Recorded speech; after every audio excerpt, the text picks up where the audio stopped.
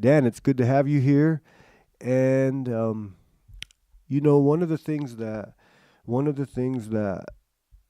has always been something that I was always impressed with was your style of recruiting folks to get into the social work program.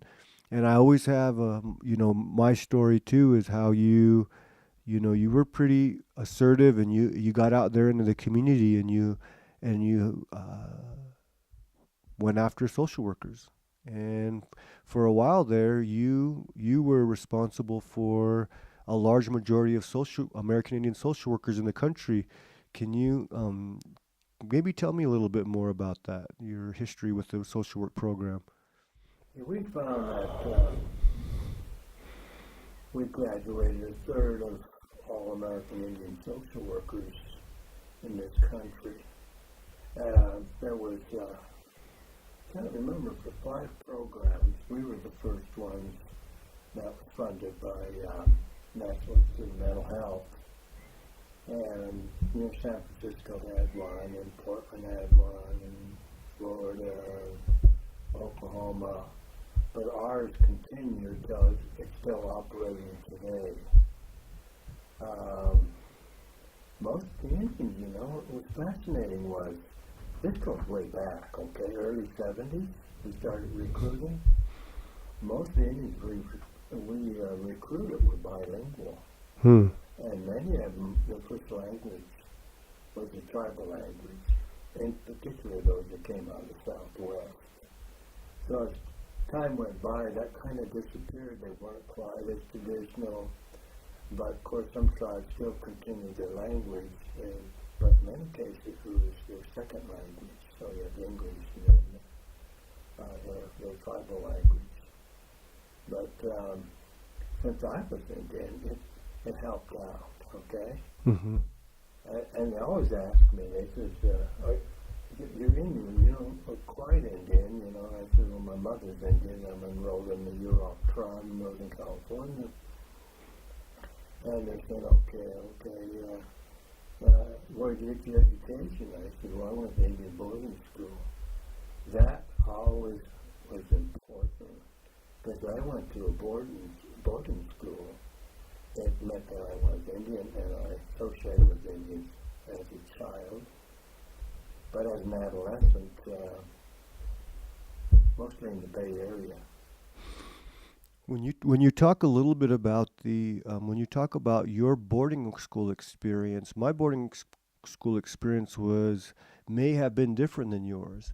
One of the things that I remember, one of the things that was very different than I've heard some of the stories of, folks from different generations than mine, was that the boarding school might have been a lot different place than the boarding school I went to, where we had native teachers, and culture and Indian history was part of what we were taught. But what was your boarding school experience like? That was frowned upon, Mm-hmm. to have culture taught or to have any more spiritual leaders. And as far as that goes, even parents weren't really welcome, but not entirely, because I knew some parents did. But it was true. They just felt, as parents of tribal people came in, especially spiritual leaders, medicine kind of people, that it would destroy the effort to assimilate the children there. See, ours began in first grade, and that's when I went there. Back in 19, I'm trying to remember, 45 is when I started boarding school and stayed there for 4 years. But we did that's how I was taught dancing, I was a fancy dancer, and it's a straight dancing, but the older boys used to teach us that. And then we had what they call Jolly Up Day. I can still remember that, where we danced and have a lot of fun, expression of our culture. But when I left the boarding school, I spoke Pidgin. Hmm. And someone told me, well, that didn't exist for years and years. And I said, well, there's other tribes there, and they speak their language, and it's frowned upon, but they weren't beaten or, punished for doing that, but it's still frowned upon. In the olden days, you had to put your hand out if they caught you speaking your language, and they'd hit your hands with a paddle. But then there's kind of sweats, anything like that, that was not allowed. But they didn't tell you that unless it happened, and then once you got around it, you shouldn't be doing that. But it was, it was more like I'm trying to think of education where you have the first 6 years, A, B, C, reading, writing, arithmetic. You continue on doing some of that, but you were funneled into the farm and the ranch. So, we had forage projects, like first grade we had chickens, in the second ducks, in the fourth we had hogs, and then fifth and sixth we began to work with cattle, collect eggs, and this sort of thing. And then we had big orchards, huge, in Oregon, beautiful land for orchards, apples and plums and pears and all these kind of things. But we also had, you want to be a mechanic or a plumber, or the big item, really fascinating, was the linotype, which meant we used to do the books for the neighboring schools in terms of yearbooks, or any kind of thing that required printing. So they taught you how to be a linotypist. Of course, now you don't see anybody doing that anymore with the modern computer kind of technique. Mm-hmm. But we had little boys, little girls, big girls. We all had separate buildings. We had our own hospital. It was called an infirmary. Mm-hmm. And no doctors. We had nurses that took care of us. The reason you see me wearing these hearing aids or implants, that began at Samoa. I got otitis media, and that was before penicillin. And they both broke and run down the side of my face. No doctors there, and you just kind of struggle along with that. So over the years, as one BIA doctor said, that was the beginning of your problem. See, the BIA had doctors way back then, and it was moved to Indian Health Service under Public Health Service. So the medical care was a lot better. For mental care, that was a real problem. We had some young Indians that were pretty sick psychologically, and they'd move them up to Tacoma, Washington, where they had special areas where American Indian children and youth to receive mental health care. Mm-hmm. So, I got to remember that it was at the end of the war, and there were major cuts to pay for the Second World War. Some of the biggest cuts came out of the Guild Indian Affairs.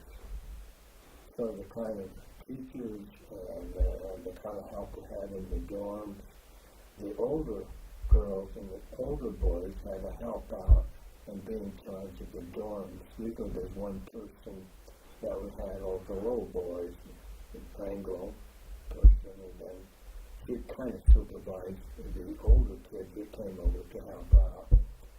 It wasn't a good thing, by the way. Mm-hmm. So, I don't know if that fits with you, but we had, baseball team and a football team and basketball, and we had boxing was big. Yeah. And we used to box against the white schools. And the girls, they taught them music, some of the guys, but mostly the girls. And they worked in the dining room, taught how to cook, and they had their own little home, in a sense, where they taught how to run a home like a white person will, how to take care of a baby, how to prepare meals, and clean the house, and make the beds, and this sort of thing. I can see where there were definitely some similarities in my boarding school experience. So I went to Anadarko, Riverside, not Riverside, California, but Anadarko, Oklahoma.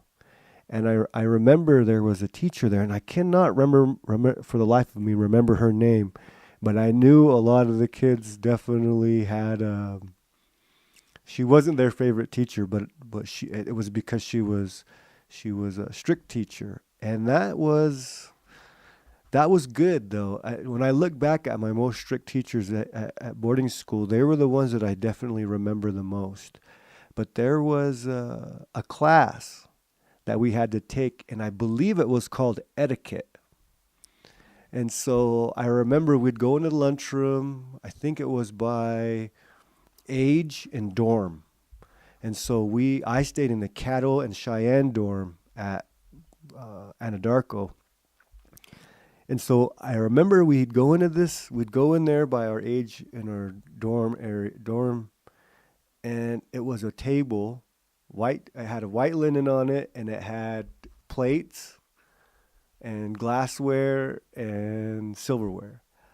And we went in there, and we really didn't know what we were getting into. So the kids are really rambunctious, and really quick, teacher that was there got us kind of, got mad at us to say, hey, we're not here to play around.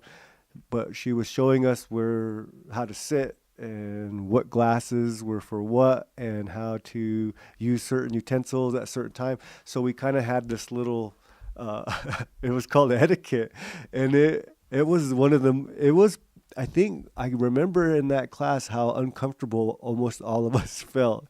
But I remember working at Walter's restaurant down here at Cucina Toscana, a place where you came to talk to me early on and before I got into the social work program.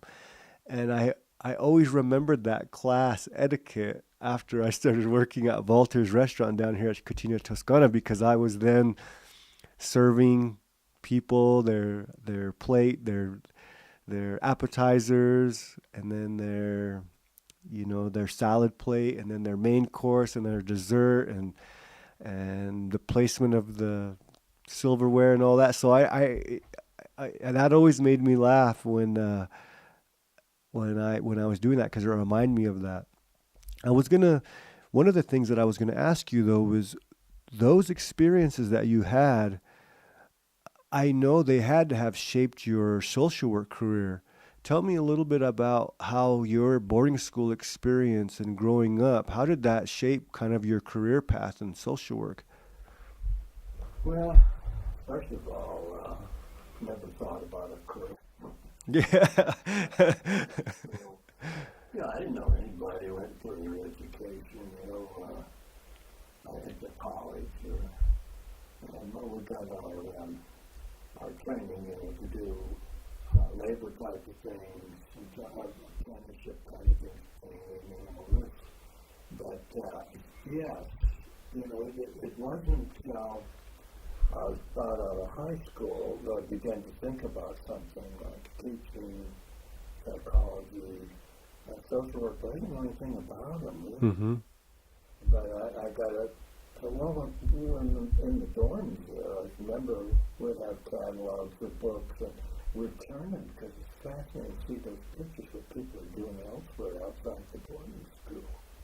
I talked about the family went to Hawaii and thought, wow, and showed some pictures, and it's not going to happen to me. What you really think about is you just block it out because it's for those people over there, not for you. But I remember New York. I think it was in New York. I can't remember if they had some kind of I guess an election or something like that, and they were building that building. But what happened was someone said, well, are you going to go to New York? I said, I sure would like to, but you got to think I'll handle it there. And of course, when I was on the faculty, I went there quite often. Mm-hmm. I belonged to committees, and there were educational kinds of experiences with Social Work Association back in New York, and the Indian groups out there on the East Coast, which are different. Really, the bumper stickers are the Indian you're in. So when we go there, we immediately meet with Indians, and you're part of the family. they take you out to eat or show you places in New York, and they take us to their powwow. Mm-hmm. What was really surprising is it was on the 15th floor of the high-rise building. That's where we had a powwow. Wow. So, but, you know, I lost my identity with Indians. Even when I lived in Oakland at the high school at Casamar, Wow. there was a few Indians around, but that whole education experience of moving Indians off reservations, you know, later on I started meeting some of those folks. Mostly Navajo and Sioux. And so, you know, the largest population in living there is the Bay Area and LA. But I decided to go to college because I met this guy, and he was talking about scholarships that we had at Brigham Young University. Wow. And that was in Gallup, New Mexico. And I listened to him, and he was looking for Indians. And he was Ernest Wilkinson and one of his friends who were quite well off. They put some money aside for Indians. I called it Lamanites. Anyway, I said, well, I'm an Indian, and then I explained from my mother and the Europe organization, and he was kind of looking at me. I said, I went to boarding school. I said, well, I'll put the name down, and we'll write you in high school and get some information. And they did, and then I got a letter and said I had a scholarship to go to BYU. Mm-hmm. Then I picked up the BYU catalog and went through it very carefully. Engineering, astronomy, business, and professional schools. And I thought, this don't fit me at all. Then I ran into that psychology, teaching, right? And history, you know, even just archaeology, anthropology. What kind of interests me? So that's when I began to think more clearly about social work. They didn't have a social work. Mm-hmm. So I went to teaching all done, teaching certificate, and I found out the wages was rock bottom. Then I met this guy in sociology classes, and he was trying to review. Well, I'm going to do that too, and I thought I got accepted in. GPA was, I was around the B. When I first started college, I thought I'd fail, really, as a quarter system. I got to one corner of the thing, and I had like a 2.1, just barely over C. Second quarter, I had a 2.7. Third quarter, I had a 3.2. I took all the English classes, and I just couldn't write or understand what I was reading. I took they call them the dumbbell classes, Goldman classes. So I poured over those, and I got through. And of course, I married a woman I knew I could write. So she'd read some of my things and make some corrections and, help me out. And so I graduated over at B. Avenue. I could see what was going on. I was able to get into the Master's in Social Work program. Mm-hmm. Man, that is a fascinating road. And when you started the social work program, you were at the University of Utah, as I heard correctly. Well, I got my master's degree. They didn't have the program. Mm-hmm. So I took a job as a child welfare worker in San Jose. And I was given all these Indian cases and Chicano cases. And I was one of the first ones to begin to do group work on the Indians. And Chicanos weren't doing well in these foster homes, so I was getting them these group homes. And then we'd organize groups and talk about that and what was going on. If there's an incident, we looked at ourselves and how people looked at us. And I was there a little over a year, and then I had an opportunity to work for just a volunteer service. Mm-hmm. Um, and that's when I developed a whole bunch of cards because we would build learning centers in various parts of the West. We would send volunteers, and they were living Indian families. Practically all volunteers were non-Indians. And we put them in families with teaching classes and have real life experiences. When Victor moved back east, they wanted to know where I wanted to go, and I said, I don't want to go back east because we won't be Indians anymore. Mm-hmm. So that's when I accepted, took the chain off of me. But I started going to Fairbanks and Fort Yukon. That's right. Alaska, where I lived with the natives in the country. How long were you up there for? I was there for 2 years. Mm-hmm. I could say in some respects, what the social job is the best job I ever had. I never had to go for a job. I wanted alcohol, but that was really excellent. I like outdoors. I like hunting. I like river running and moose hunting and all those kinds of things. Chasing bears around. Man, I want to tell you something, Dan. I mean, I just had this conversation with somebody just the other day, and I, it's funny. It's so good to hear your story because I felt the same way when I was going to college. I mean, I felt like a bonehead. The only reason I got into Haskell was because I could run when I was at boarding school, and I didn't even know I could run. So when I was down at boarding school, I dislocated my shoulder up in Fort Hall, Idaho, one late night, and I was in boarding school at that time. And so when I went back to boarding school, I used to play basketball and baseball and football and all rough house. And after I hurt my shoulder, my arm kept popping out. And when I went back to school, I couldn't play those sports anymore because my arm kept popping out. So I was all bummed out and depressed. And there was a coach that changed my life. Two of them, Judith and Terry Ware, they were coaches over there. They were cross-country coaches. And one day I was sitting in the dorm, and I was sitting there all bummed out because I couldn't go play the sports I wanted to play. And they're like, "Hey, why don't you come with us to cross-country?" And I was kind of like, I don't want to do that. I mean, it's boring, just running. And the coach says, "Well, what are you going to do? Sit around here and, feel sorry for yourself, or you want to get off campus?" And that was the key right there. Get off campus. So I'm like, I jumped on it. I got off campus and I went, and I had little kids because at that time there were little kids from I think it started about 6th grade out there at at Riverside. I think there are little kids out there, and boy, they ran circles around me for about a good 4 miles. I took off like I was a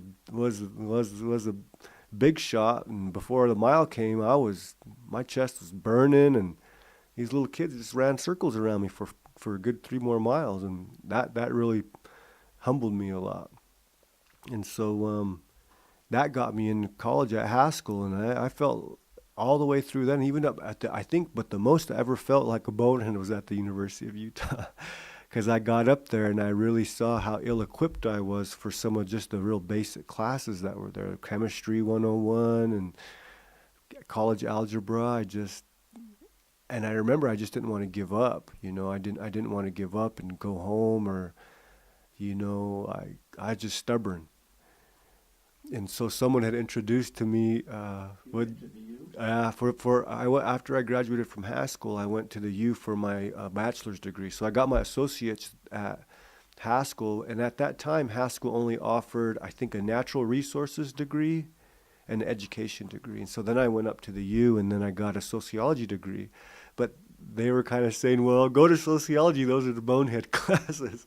And so I took them, and because I just didn't want to flunk out. But what I found is I really enjoyed the literature more than I thought that I would have.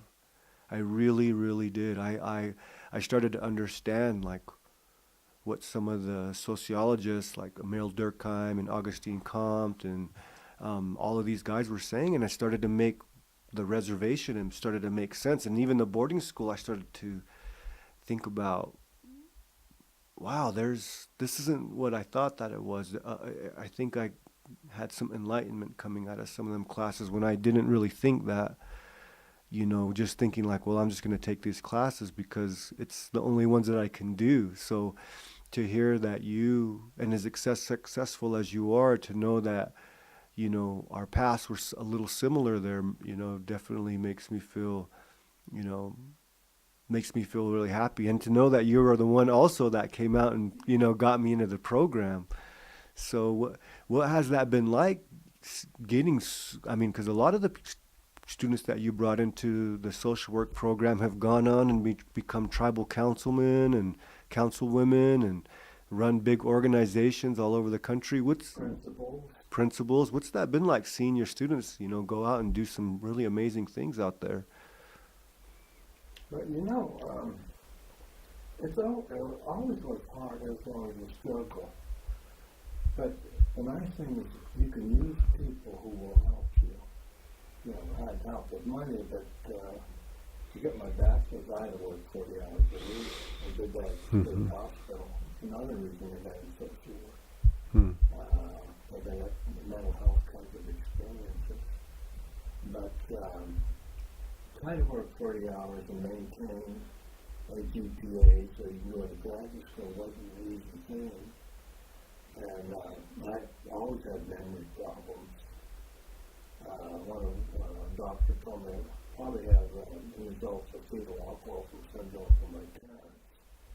And probably true, because my brother and my cousins were super bright, super bright people. My cousin in the Bay Area there, he worked with computers, he built them, So it was hard, and I used to be frightened when people asked me to do something, and do a presentation. My first one was before 2,000 people in Minneapolis, because I belonged to the American Indian Social Work Association. They couldn't go, and they didn't want to go. And it's back to them, you go, you do the presentation. So I did that, and it worked out quite well with a lot of attaboy kind of things. And so you kind of build a confidence from positive experiences. But, at the university crowd, these people that are sharp, and you're always learning when you have coffee or whatever, you're always learning. I've been married twice. My first wife was an attorney. Actually, even the judge, like I always been for good, been large. I've always been professor of the year in the College of Social Work kind of repeated, which is smart. So it's like, I'm around sharp people, and sharp people are helping me. Like the statistics from my dissertation. Yeah, I got a statistician there that he said, I'll help you out, Dan. I'll show you how to do this. And you can get through the data, and you can write this up, and you write it up, and I'll take a look at it and make comments about it, and then the faculty members say the same thing. He would review my things and make sure that I did that correctly. And that's how I got through, with the help of all folks. But you know what I could do? I could recruit and I could teach. Well, I may not be what you call a scholar, but maybe, like the elders, they call me out all the time in meetings by learning that the elders, but I just come out. Yeah. I think that there's something extremely valuable about when I think I've learned this too, and watching you and watching very successful people. I just had Pete on recently, and he's very successful. But one thing that I think stands out with people that are very successful is that they can get along with people, and and I think that's actually much more of a unique skill than people think that it is. Because I've met a tremendous amount of very intelligent folks but sometimes they might have a little bit of a hard time connecting with people. It's not it's something that I've noticed over the years. I mean, I'm 41 years old now, and I laugh when I hear myself say that because you know I just time went by so fast. But when I'm listening to you talk, and when I seen how you engage with the students and other faculty up at the university, you definitely have the skill of getting along with people, talking to people, engaging with people, and I think that's a skill that is it definitely comes natural. But I think people can definitely work on it and get better at it. Sometimes I would always chuckle. I was like, how come how come you became a social worker when you don't even like other people? Because boy, I met some sour pusses out there every once in a while. But how have you seen in all those years in social work? What kinds of changes and transformations have you seen social work take over the years? One thing I've noticed that the first groups we brought in the 70s and early 80s, we had enough money with 2, 3 grants. So we had secretaries and had people that would help them, put things together and learn how to write professionally, these sort of things. But now I'm seeing more Indians come in that are quick to do that.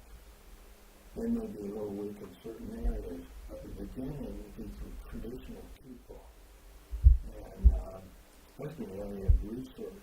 And to write a thesis, about the director's thesis, Dr. Magnus, was like, Indians are not going to use a lot of this stuff anyway, so let's do something that relates to what you will do, instead of teaching across the board about chi-square and all this kind of thing. So that's what he did. He'd meet with them and show them how to do surveys and clustering samples and getting information that they need. They could see that, and they could see the application. My statistics classes were like you learn everything in the book, and then you have to kind of put together how you're going to use that. Well, he would show them how to do that. But as time went on, the writing improved on there, and our dropout rate was less than 10%. So we graduated 300 to this point, American Indians with a master's degree, and about 8, 9 with their doctorate degrees. And they're doing very well. Many of them are teaching, many of them are writing. We need more writers, actually. But they're asked to get in, and deal with people. The directorship of various programs. They don't have time to do this kind of research. Something to grant writing. That's a key thing that's a lot. But we could find people who could do it, and they may not be Indian, but they're going to help us. We used to pay them to help us to do that. We'd get a grant, and we bring in Indians that would be on this grant, or the scholarships from this grant. I noticed that the social workers, we had quite a few social workers that came out of the University of Utah out in Fort Duchesne. There was myself, Lorena Horse was out there at Red Pine for a while. Chantel was out there for a little while. We had I think I said Quanapawaki. Who else did we have out there? Myself. I'll have to bring my list and show you the youth that graduated. And it was interesting. The social workers that were out there, boy, they got pulled in all sorts of ways. They were, administrators and supervisors and therapists, and because they were so needed in the community, they got pulled in every direction you could think of. And so, for a while there, I remember whether it was the high school or somebody would ask me to come and just talk to students about going to college. And so I would do that, the importance of college. Somewhere down the line, it switched for me, though. I was like, you know what? Rather than just telling Native students to just go to college, I'm going to tell them to go to the School of Social Work. And this is why.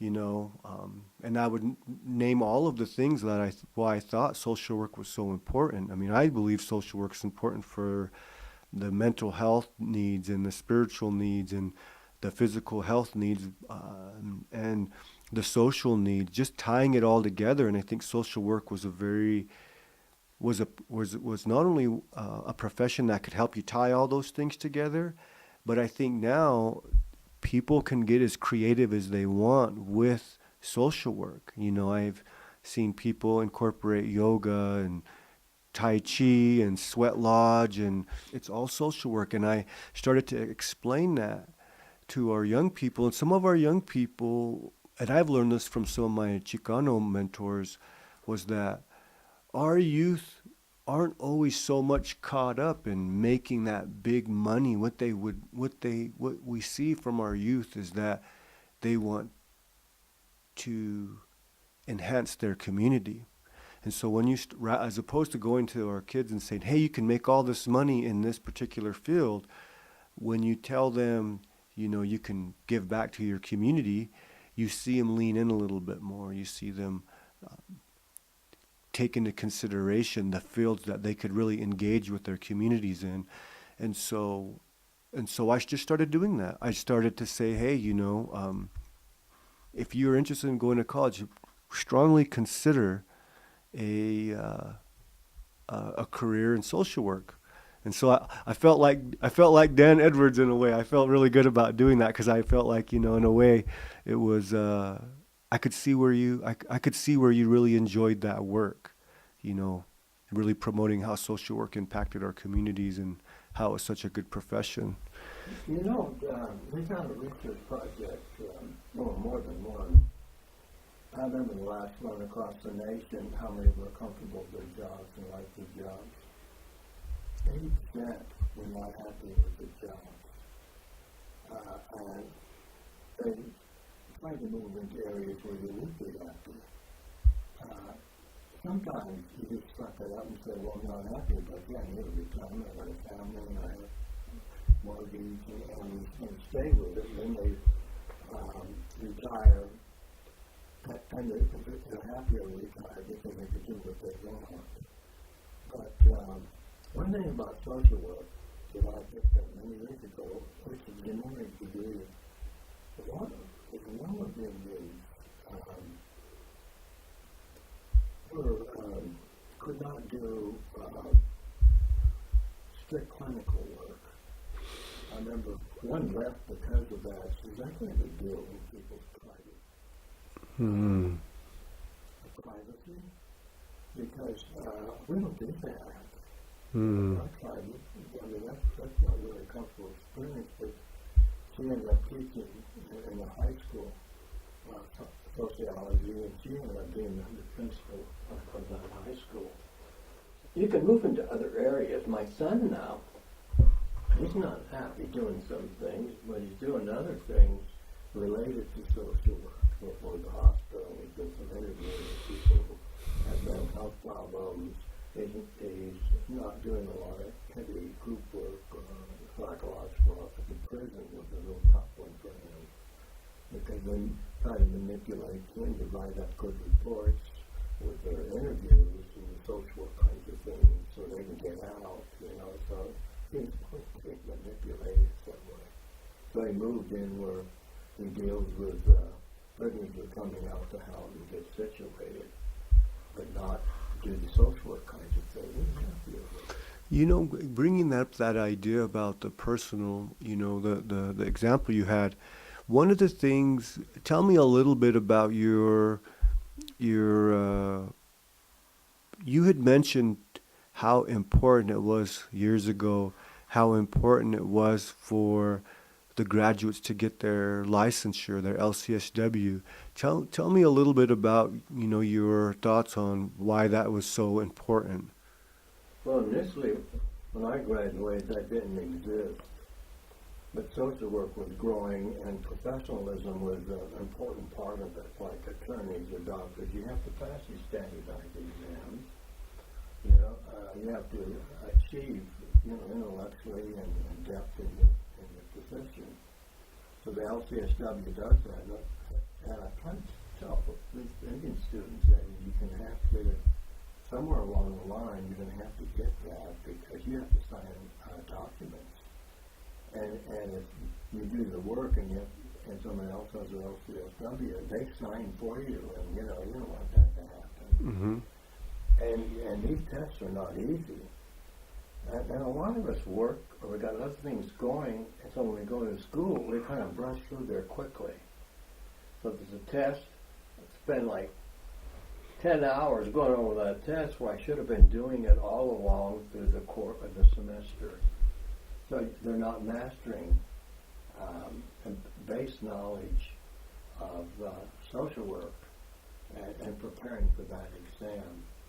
But I had like Lacey Harris told me he took it 6 or 7 times to finally pass it. Mm-hmm. And Bob Van Dorn, he did the same thing. He just rolled up his sleeve. They fail and fail from finally passed. Yeah.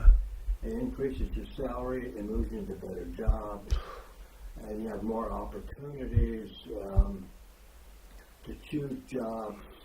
Otherwise, you focus that down. So many of them end up just working for the tribe because the tribe didn't require that unless it's Indian Health Service. Mm-hmm. So that's why. So I never had to take that, but when I went to California, child welfare worker had to take their exam. And in the area of social welfare and children, and that wasn't hard to pass. The professional exams now are not so easy. My son thought he'd never get it.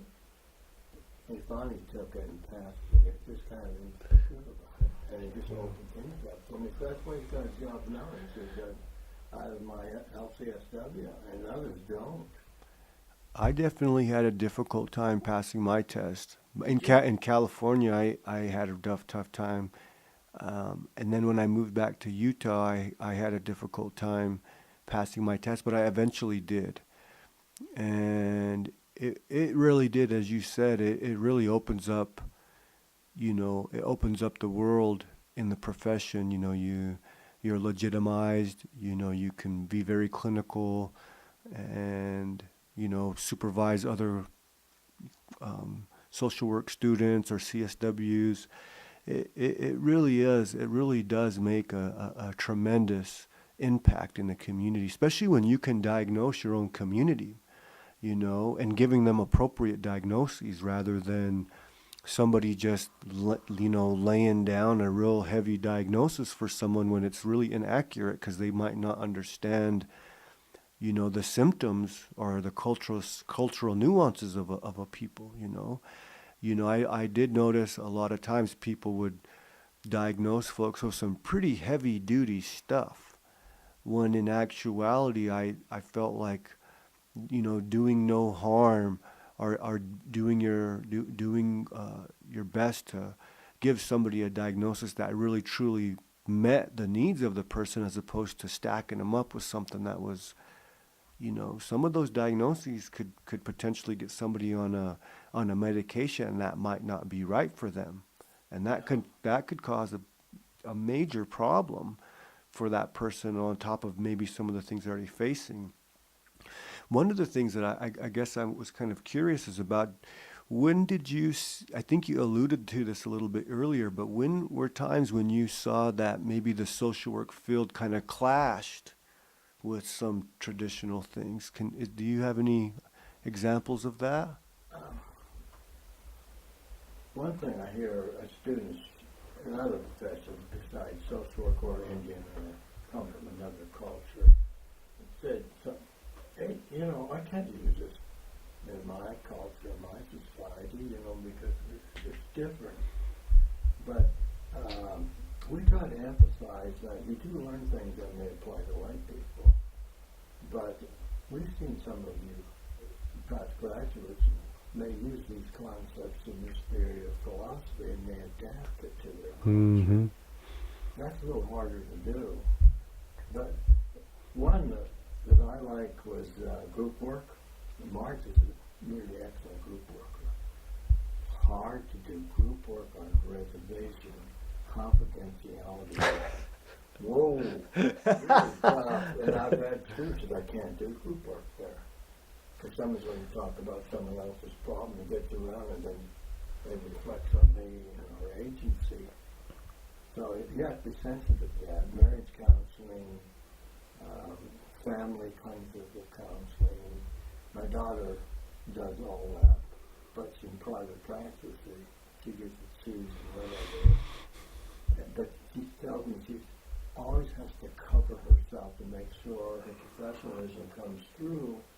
Otherwise, she'd lose her license. Mm-hmm. So yeah, that was one, but I never had a lot of problem with it because I was able to look at culture or your culture and make the adaptation with no problem. But like with women, when I went on the Navajo many years ago, one thing I would ask is, have you had a Kanalga, which is a young woman, or a girl that becomes a young woman, that they go through this ceremony. I went to one, I was invited to one down in Navajo. But when you ask that and they say, yes, I have, then you know that they're traditional. And then you know how you to engage with the problem that they may have. Mm-hmm. You know, that's one of the things that I when I hear you talk about that adapting and kind of shaping the profession and your degree, the education, and to meet the needs of your community, I think for me is one of the most exciting things about this social work. I like to be very creative and it's pushed. It's pushed. I think social work has pushed some changes on the reservations. For instance, one of the things that I know that doing a lot of group work in San Francisco at the Friendship House, we'd have a lot of tribes over there, and I know that some of the tribes did not. They said they can't talk about people that have already passed on. It's a bad thing. Particularly people who may have committed suicide. And so when we have individuals who are just holding on to that grief and that trauma and you know, maybe not having a space or the fear that something might happen by talking about that, for some people it might keep them in a very dark place. And so I watch times when some of the substance abuse counselors, and I say substance abuse counselors because I learned so much from the substance abuse counselors at the Friendship House. And some of the stuff they did went against a lot of the social work teachings that I learned in the school. A little bit more assertive, a little bit more directive, as opposed to kind of maybe falling back and allowing people to come to their own conclusions. They did it just enough to give some of the clients that little bit of nudge they needed to kind of move into a process or to move into addressing some issues or something. But I noticed that, you know, I've heard some of the, not only elders, but some of the folks in the community say, hey, how are we going to address suicide if we don't talk about it? If we just don't talk about suicide, how are we going to address it? So I have seen how even that has maybe shifted some of the culture in across the country. You know, the other one is sex and HIV. A lot of people, you know, don't want to talk about body parts or talk about sex, and right now, you know, I was looking at the IHS data. It's looking like HIV is definitely on the rise in Indian country right now, very rapidly. It's almost like the country's kind of regressed a little bit. And the doctors interviewed in this particular area of venereal diseases, and he finally said, hey, you know, we test them for venereal disease. I won't tell you a reservation, a lot of us have it, but he said, you don't have to do it here because they all have it.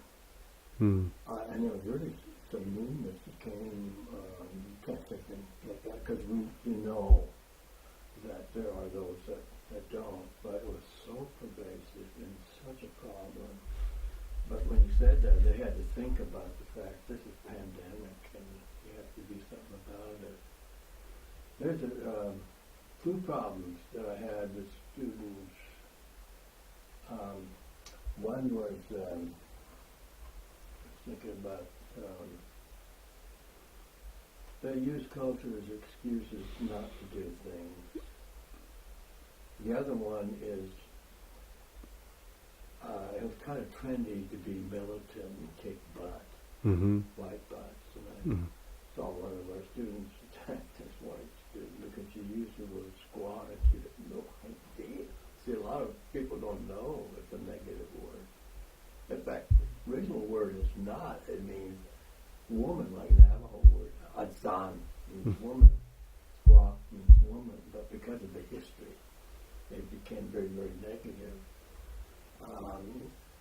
But I find in our education groups, if someone does something that, like she did, the other Indians would talk to her about it. You know, it's just what she didn't know, or you can't do that in a nice sort of way, because she doesn't know, and we're concerned about her attitude towards Indians now. But I found those that were militant and became involved in that, this is way back in the 70s and 80s, they never, I'm talking about Indians that went to the UNOT social work. We've worked with them really close. We lost very few, maybe one or two, because of militancy. You go out and do militant activities and say you can't do that, you're not going to do well, and most likely you'll leave the program. And that's exactly what happened. I said, get your education, and then you can be militant all you want because you'll have your credentials besides on that. But the whole culture thing, but you have to, like you're talking about situation there, Marge used to do group work at Intermountain. Oh, wow. She had students there. She would train students at Intermountain. That was her job after you. The first job she had way back, late 60s and early 70s. But she did a lot of running. She liked running a lot. And they go out and they took off and got partway into a cemetery. You know, cemeteries are a nice place to run. They're open. We used to do that. We had a cemetery in Chihuahua. We used to play there. Some Indians would not, ever. And two of the Indians from the tribe said, we feel that we may have done something wrong. So she contacted the tribe and they sent somebody over to do something and they clear that out. So it helps to know and understand, you know, things that are different. You try to help those students to tell you what's happening so you can take care of it. Why they're dropping out. Relatives moved into their home and they're wiping out their food supply and they don't have money, then they have to go home and go to work. And so we've got all the faculty, you know, through the computer, that we need donations, all the food, potatoes, and then we asked the student if he contacted the person in their clan, and she could talk to his relatives that he needs to graduate and we're living with him, he's going to have to drop out. And they did, and they responded, you know, that's within the culture of the grandma responded. So those kind of things interact with each other. But militancy, you got to leave it until you're out on your own. There's something interesting I want to bring up about that is, you know, we see a lot of really amazing things going on in the country right now, whether it's with Bears Ears or Standing Rock and a tar sands. And we've seen a lot of our young people and a lot of our community members go to these sites. And what I've observed and I've had people talk to me about and express is that we've had a lot of our folks go to these places, and some of the folks that go there are already suffering from trauma or mental health just from the communities that they're from, or maybe they were raised in a family where there's alcoholism or violence, domestic violence or neglect. And so then they go to these places and it feels good, because they're there for a cause. And but when they end up maybe engaging with the police there's a lot of traumatization that goes on just in that experience there too. And so you have some of our relatives that go there and then they get re-traumatized, and it compounds some of the issues that they already had prior to going there. And then they come home and they're maybe even worse off than they were when they left.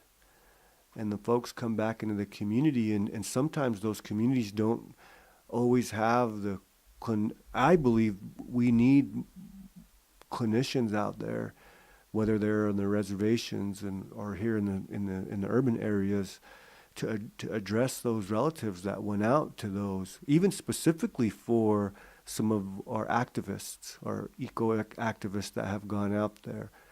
So, you know, it kind of goes back to what you were talking about, is maybe some of those folks that took took that social justice or that militancy. It would have been good for them to maybe finish, because then they could have helped out some of the relatives that were there, or even maybe address some of their own stuff. Because I know the School of Social Work, I think we all kind of joked around about it. The School of Social Work, I think, really helped us work on our stuff that we brought to the school, and helped us kind of maybe gain a deeper understanding of our experiences and the things that we had gone through. And that's why I asked you initially, it was like, how did that boarding school experience that you had as a child, how did that play itself out as you started to learn and kind of see all those things? And so, yeah, it's kind of I kind of went in a kind of a long explanation about that. But what was that like for you when you reflected back on on your career and your experience? One thing that happened, the education is very poor. Mm-hmm. So I went to white school, moved on the white side of my family for a while, my dad's side. And they had IQ tests. And I was an absolute idiot. I didn't know what these things were, because the boarding school, you don't have that education culture. You don't have people talking about things related to education, the use of words, how to do things. And here I took this test, and it followed me for a while. I was put in these classes with near retarded students. And I was in there, and I was always number one. And then moved me out after about a month into the regular program. That followed me right into high school. So that, I was kind of simple arithmetic thing, and then I moved me out. Then I went to the algebra class, which was really difficult, but I could handle it, and got a grade out of it. So the education process at the boarding school is not familiar with the whole American scene of what's going on with the high-tech stuff now. Mm-hmm. I'm hearing people can't do things because they don't understand computer language. They don't have the IQ, and they're back down in lower-paying jobs, where at one time they were doing quite well, but now they were a machinist. But machinists have to know all kinds of math. They had to use computers. And so they have to let them go because they're not sharp enough. Well, Chihuahua did something with me that way, and it took me a problem right into college, but as time went by, I was able to do better and better. But I will always be an Indian, and my reference group is Indian. I'm comfortable with a lot of people, but Indian is where it is with me. I never thought about it until I got older, because my early experiences with grandparents and cousins, this sort of thing. But I was lucky that my father left me with his sister, because I began to look at the elbow side of what's going on, and it helped me see things a little different. a lot of alcohol and drug use. And on my trial, like I was doing for any time I was with them to. And my parents were both alcoholics, and that's why we went to boarding school. Mm-hmm. Sheriff knocked on the door, said, "You do something, we're going to take them to, not put them up for adoption, but foster homes." So that was my aunt, and she took care of me. I had 26 cavities in my mouth. Each mile they had a dentist who had all the folks never had any money. So my aunt, when she found that out and had lived with him, or she sat down and because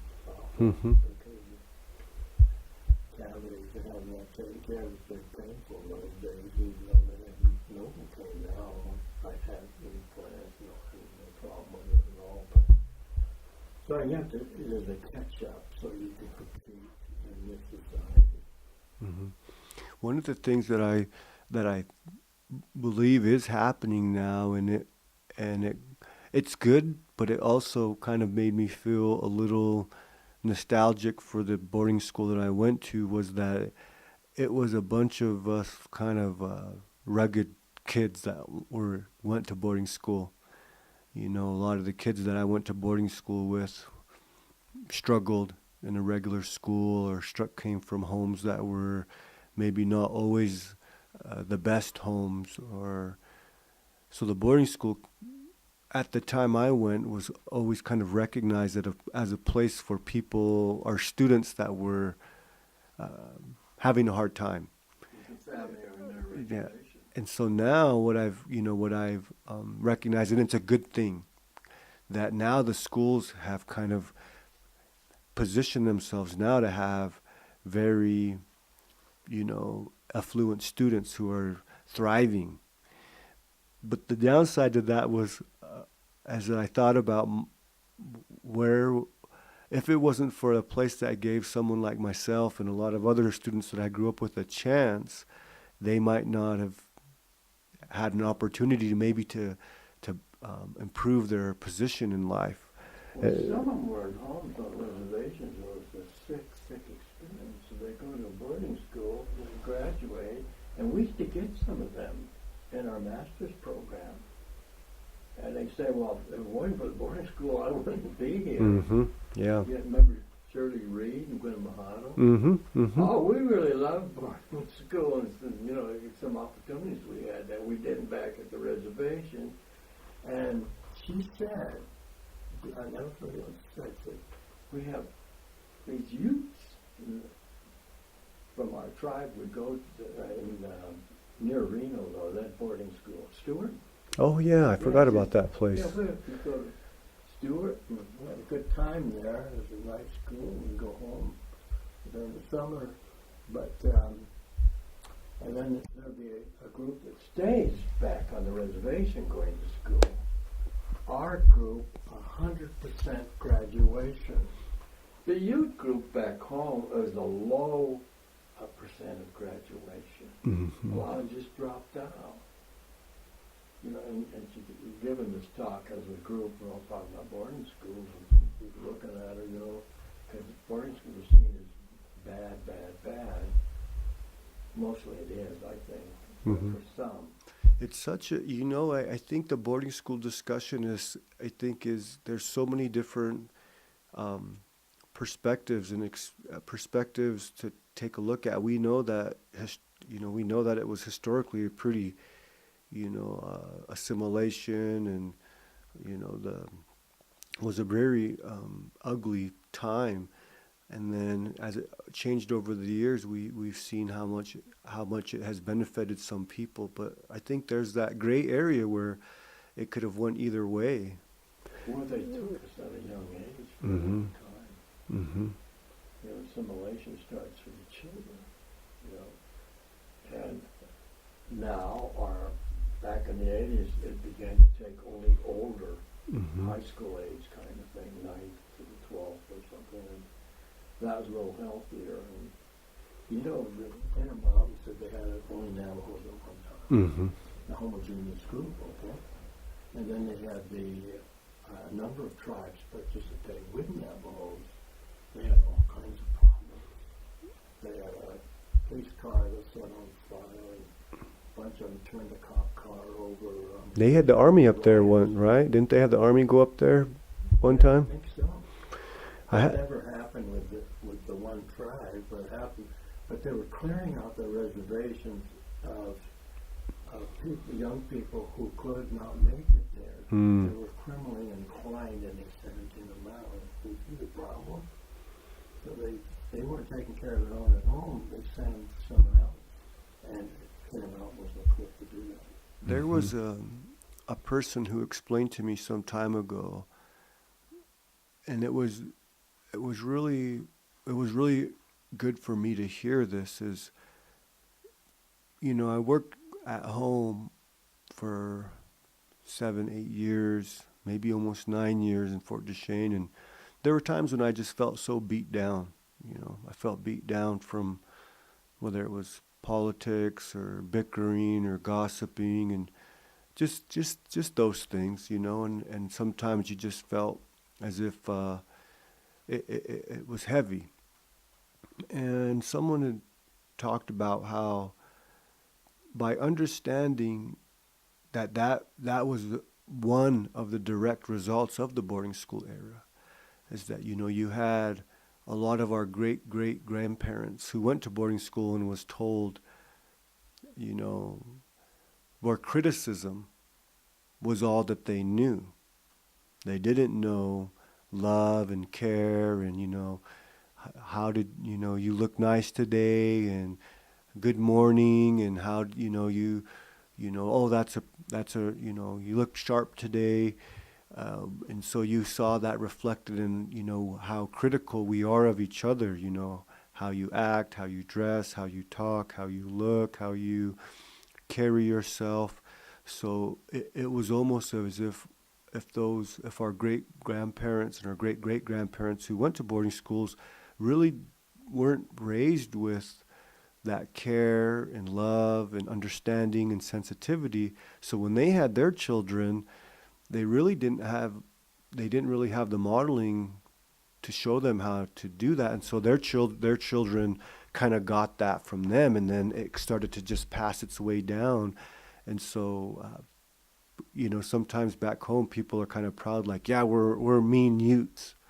And I wonder, maybe there's some truth to that, or was some of that conditioned by all of the experiences with the boarding school and the relocation and some of those things. And the person that was talking to me about this said, so if you understand that, then you have a responsibility to be that much more caring for the folks that are upset or angry, because you have an understanding of why people are suffering in there internally. He said it's not easy. No, it's not easy for the general population. Mm-hmm. It's just but how do you teach that? Mm-hmm. How do you make that a trait within, say, a tribe? Mom knows a great meal. Man, you're the best cook around. And Grandma, that rug over there, you're selling it, and they really appreciate it because they have these other things. They were just like struggling to meet their own needs. Mm-hmm. And early tribes, in my reading of early tribes, they were doing pretty good. There was a story, maybe I told this about Ben Franklin. Mm-hmm. They had the praying towns, and these Indians who were caught were put in these praying towns, blacks married whites, Yeah. married whites. I think it can be very helpful. Mm-hmm. Quite a bit, in fact. Looking at the Second World War, Vietnam, Korean War, stuff that's going on now, the education programs where we weren't forced, but in a way we were encouraged to go to LA and different cities, New York and that, and there's some intermarriages with whites and with other Indians. Mm-hmm. That's what the boarding schools did too, is we began to marry other Indians of them.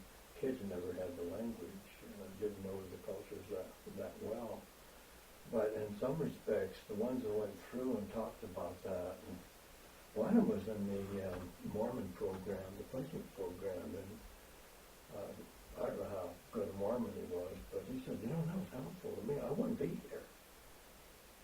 He was very good. He was an A student. He was a Navajo student.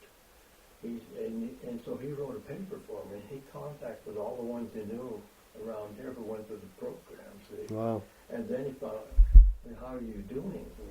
Have a scale there. I'm doing good or bad. Have a job, and family, no divorce, mental health, all this stuff.